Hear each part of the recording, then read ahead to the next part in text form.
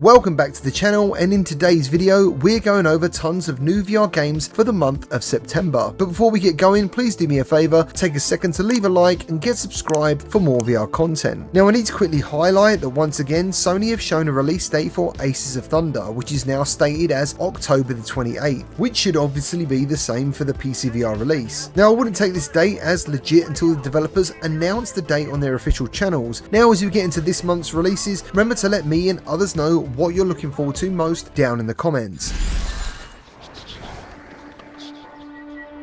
DrakkenRidge. An old treaty binds us together. Humans, dwarves, and elves.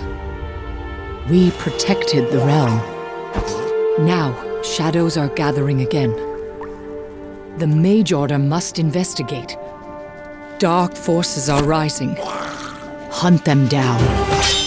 First up, we have a game called DrakkenRidge, which is a retro-themed, semi-open world VR adventure coming to Quest 3 on September the 4th from Garage Collective, the team behind Stones of Harleth and Shock Troops, which are actually two old-school favourites of mine. You'll play as a hunter in the Mage Order, a group sworn to the police to use magic. As you explore 5 unique islands across the DrakkenRidge archipelago, expect 9 dungeons filled with puzzles, side quests, and a mix of exploration and combat. The game features over 20 weapons from swords, axes and bows to powerful spells learned by collecting essences from the bosses you'll defeat. Unlike the studio's previously sprite-based games, DrakkenRidge uses a retro, low-poly style with fully animated 3D models and has a dynamic combat system. Meet me on Skull Island, Hunter. September the 4th also sees the release of Tactical Assault's SWAT expansion DLC called Operation Dahlia. This is the biggest update in the game's history, adding 5 new close quarter missions, starting with 3 at launch. These are called Gas Station, Ranch and Apartments, and these levels are set in North America where you'll face off against the brutal Los Kranos Rojos cartel, balancing high stakes tactical combat with rules of engagement, civilian safety and strategic decision making. The expansion also introduces a new multiplayer lobby and social hub with a basketball court and a shooting range, plus new SWAT themed weapons, plate carriers, helmets, camo and avatar outfits. There's also 2 more missions called Vivalia and Convention Center, along with additional gear and customization options coming in the first quarter of 2026. Now I've been lucky enough to get early access with this over the last couple of days, and I will have a gameplay video dropping shortly. On September 10th we get Of Lies and Rain for PCVR with a PSVR2 version planned a little bit later, but after playing the PSVR2 demo I've no doubt, at least graphically, this will be an awesome game. This post-apocalyptic FPS sci-fi VR shooter puts you in the middle of a 20-year war against a rogue AI, tasking you with saving humanity with exploration, interactive environments and immersive VR mechanics. Even though the release is still considered early access, we'll be getting the full storyline, all the levels and core mechanics. The Quest 3 version features improved textures, dynamic lighting, while the PCVR and PSVR2 versions offer full 4K visuals, shadows and particle effects. And obviously I'll be diving in for a full review as soon as it's available. Another big release for this month is the very recently announced Dungeons of Eternity, coming to PCVR on September the 11th, priced in dollars at $29.99, with cross-play with Quest and save transfers will be available, and there will be a launch discount. Dungeons of Eternity is a 1 to 4 player cooperative dungeon crawler with awesome melee and ranged weapons combat, with randomly generated dungeons and a pretty cool progression system. It was originally released on Quest in 2023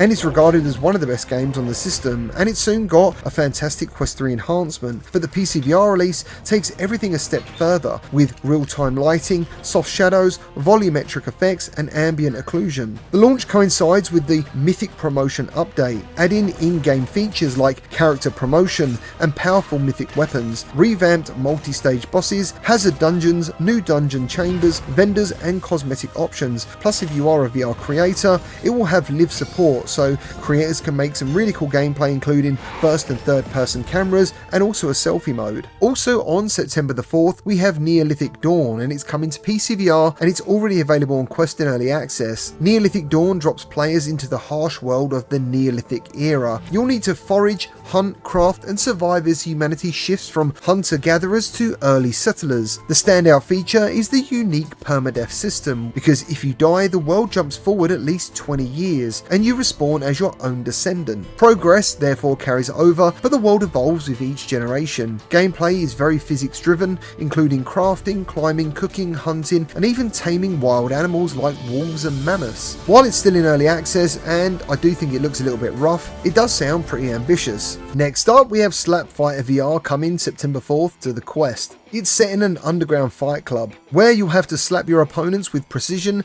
timing, and some sort of strategy, because you'll be unlocking elemental powers like fire, lightning, wind, and you'll be gaining new abilities earned from boss fights, making it a pretty weird mix, but it could be entertaining. There's a story mode too that sees you take on the corrupt Slap Syndicate alongside online multiplayer battles. The combat includes dodging, dashing, and combo quick time events. Now, I'm honestly not sure what to make on this one yet, but I played a game called Power Slap about 2 years ago on the Quest 2, and it was extremely fun in VR, so I'll definitely be giving this one a try. Workshop Simulator, which is already available on Quest, is coming to PSVR2, and it's a hands-on simulation where you run your own restoration workshop, taking on jobs to repair, clean, and bring old items back to life. You'll be using a wide range of tools to dismantle and reassemble objects. You need to scrub away dirt, pressure wash grime, sandblast rust, and finally repaint or airbrush items into something new and unique. The game rewards your attention to detail, and this will increase your earning and reputation depending on the quality of your work, and this allows you to buy new tools and expand your shop and take on more complex projects. A game called Cybrid is coming to Quest in early access following its original release on Steam back in 2021. It's a neon lit on the rails VR rhythm shooter that combines the fast-paced action of pistol whip with swords, pistols, and stylish movement. Players run, jump, dodge, and deflect enemy fire to a musical beat while slicing through waves of cyborgs across a futuristic city. You can customize colors for the levels, weapons, and enemies, and apply modifiers like time acceleration. And even though it's in early access, the developers have actively been updating this game throughout the year with new levels, seasonal patches, and supporter packs. Plus, there is a free demo already available for Quest players. Unloop, which is coming September 5th to Quest and Pico, is developed by CM Games, the creators of the Into the Radius series. And Unloop is a puzzle-focused VR experience where you literally have to help yourself by recording and stacking your own actions to solve complex challenges. It's set on the colourful and heavily secured Temporal Research Hub. You'll be dodging turrets, laser walls, and other hazards while throwing objects and leaving voice memos to track your loops. Each sector of the space station introduces new mechanics that ramp up the chaos,